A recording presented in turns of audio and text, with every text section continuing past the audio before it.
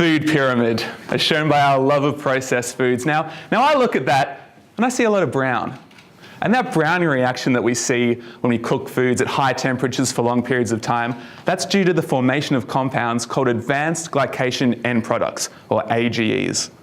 Now, it's not just party pies and sausage rolls. These are found in a lot of the modern processed foods that we eat. They contribute flavour and aroma to our foods, and we're eating a lot more of them now in our modern diet than we have in the past. Now, a diet that's high in these AGEs can contribute to the progression of chronic kidney disease.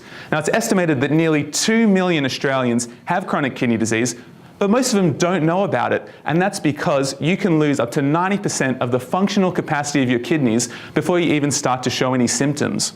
So how are these delicious AGEs contributing to kidney disease? Well, we know that if they're able to get to the kidney, they can cause cross-linking of proteins leading to fibrosis. However, in the context of these dietary AGEs, that first makes the assumption that they're able to get into the bloodstream to get to the kidney.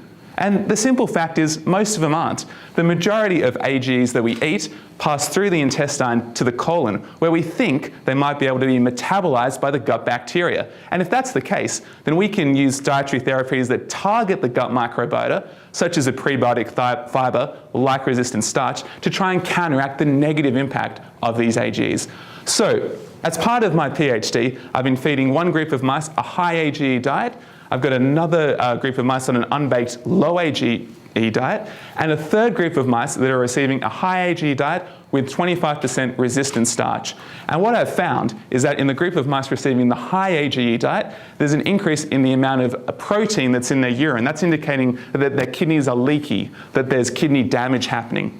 When I look in the high AGE with resistant starch group, I see that the amount of protein in their urine is reduced to the same level as seen in the low AGE control group. In other words, by adding resistant starch to a processed food diet, we're able to reduce the negative kidney impacts of a processed food diet.